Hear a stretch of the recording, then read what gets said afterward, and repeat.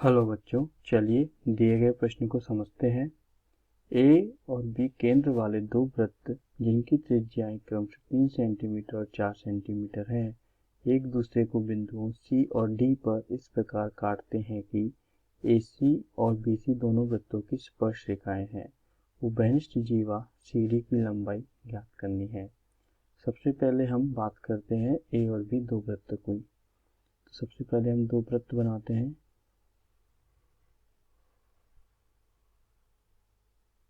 ये ए वृत्त हो गया और बी केंद्र वाला दूसरा वृत्त हम बनाते हैं।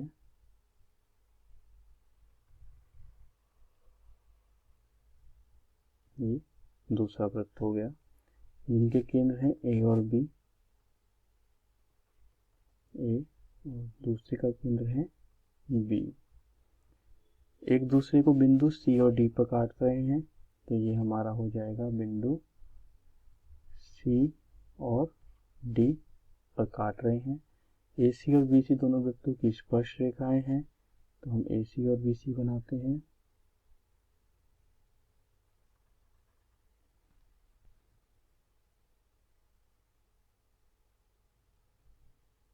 ये दोनों वृत्तों की स्पर्श रेखाएं हो गई हैं। हमें CD की लंबाई ज्ञात करनी है। तो सबसे पहले हम मुख्य अवधारणा की बात करते हैं। प्रश्न में दी गई जानकारी को हमने लिख लिया और हमें पता है दोनों वृत्तों की त्रिज्या क्या है, 3 सेंटीमीटर और 4 सेंटीमीटर। सबसे पहले मुख्य अवधारणा की बात करते हैं। वृत्त के केंद्र को जीवा के वृत्त के केंद्र को स्पर्श रेखा के स्पर्श बिंदु से स्पर्श रेखा के स्पर्श बिंदु से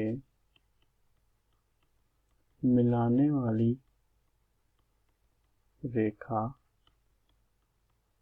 अर्थात वृत्त की त्रिज्या स्पर्श रेखा पर लंब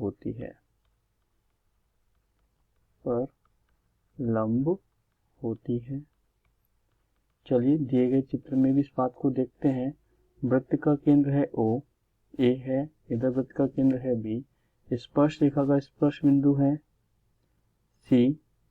A और C को मिलाने वाली रेखा स्पर्श रेखा BC पर क्या हो गई, लंब हो गई है। इसी प्रकार B केंद्र से स्पर्श बिंदु C पर मिलाने वाली रेखा वृत्त की त्रिज्या स्पर्श रेखा AC पर लंब हो रही है।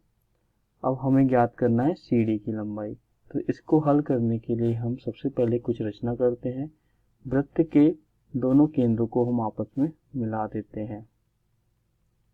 मिला दिया और हम सबसे पहले C से AB भुजा पर लंब डालेंगे और D से AB भुजा को लंब डालेंगे, तो एक दूसरे को इंटरसेक्ट करेंगे और बाइसेक्ट भी करेंगे, परपेंडिकुलर भी होंगे। तो वृत्त के केंद्र माना कि ये दोनों एक दूसरे को बिंदु O पर काटते हैं। अब हम बात करते हैं त्रिभुज ABC की। त्रिभुज ABC से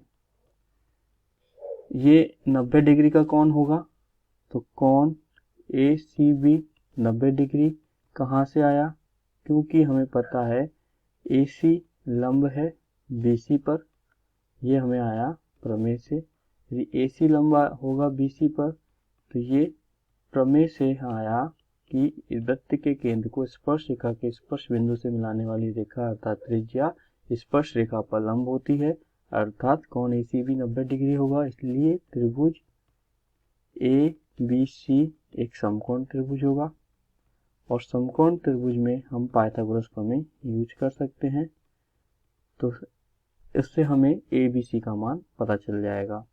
तो चलिए हम बात करते हैं समकोण के सामने वाली भुजा कर्ण, तो पाइथागोरस प्रमेय से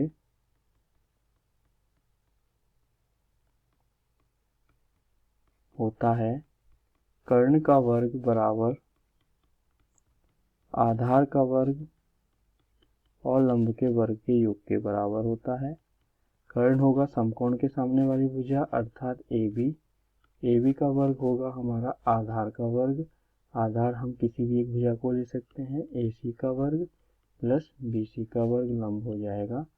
AC का हो जाएगा छोटे वृत्त की त्रिज्या 3 का वर्ग, BC हो जाएगा बड़े वृत्त की त्रिज्या 4 का वर्ग।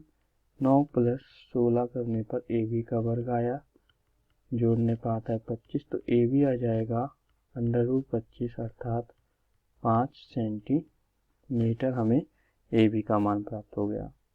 अब हम सबसे पहले बात करते हैं त्रिभुज ABC के क्षेत्रफल, ACB के क्षेत्रफल की। तो त्रिभुज ACB का क्षेत्रफल क्या होगा?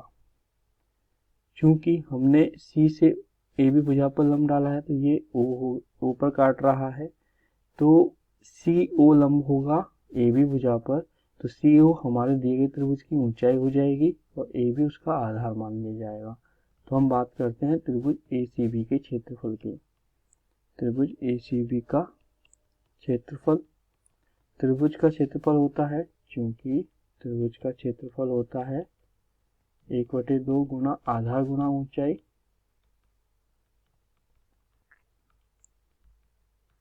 त्रिभुज ACB एक समकोण त्रिभुज है, इसके क्षेत्रफल को हम दो प्रकार से लिख सकते हैं, 1/2 गुना आधार गुना ऊंचाई।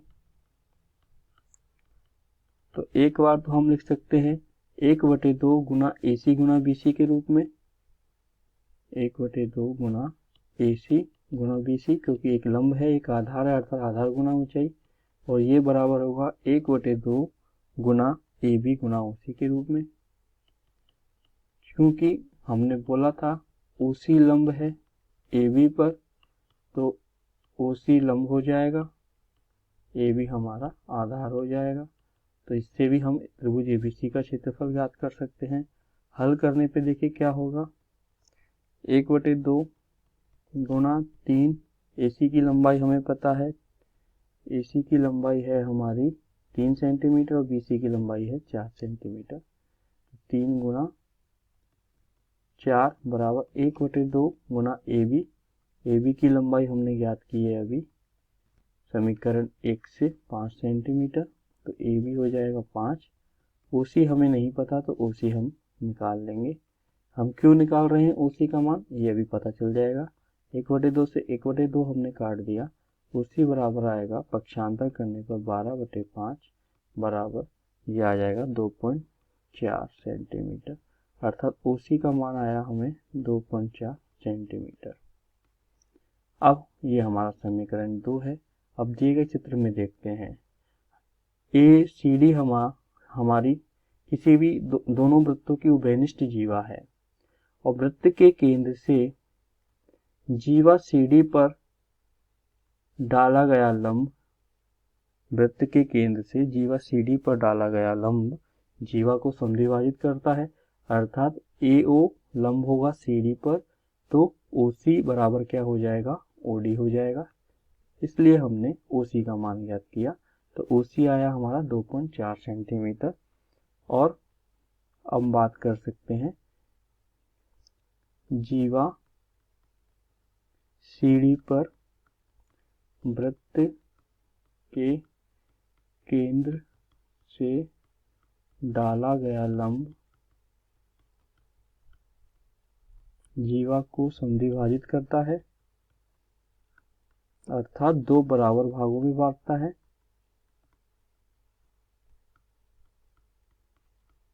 तो हम लिख देंगे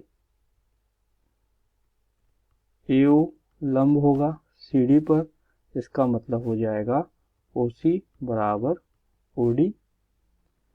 अब हमें CD का मान ज्ञात करना है, तो CD को हम क्या लिख सकते हैं, CD बराबर देखिए OC प्लस OD के रूप में लिख सकते हैं।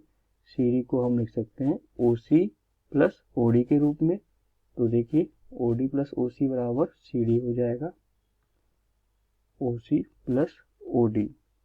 अब हमारा OC का मान हमने समीकरण 2 से ज्ञात किया है, और इसको हम यदि समीकरण 3 बना दें तो समीकरण 3 से OC और OD को बराबर लिख देंगे, CD बराबर हो जाएगा आपका OC प्लस OC समीकरण 3 से। अच्छा, CD बराबर हो जाएगा 2 गुना OC, OC का मान 2.4 सेंटीमीटर हमारे पास आया। समीकरण 2 से रखने पर हमें प्राप्त होगा CD बराबर 2 गुना 2.4, तो CD बराबर प्राप्त हो जाएगा हमें 4.8 सेंटीमीटर। हमें प्रश्न में यही ज्ञात करना था, उभयनिष्ठ जीवा की लंबाई। उभयनिष्ठ जीवा है CD, तो हमें उभयनिष्ठ जीवा की लंबाई प्राप्त हुई है 4.8 सेंटीमीटर। तो हमारे प्रश्न का यही उत्तर होगा। आशा करता हूँ जिस प्रकार हमने मुख्य अवधारणा के आधार पर दिए गए प्रश्न को हल किया है और उभयनिष्ठ जीवा CD की लंबाई ज्ञात की है, आपको समझ आया होगा। धन्यवाद।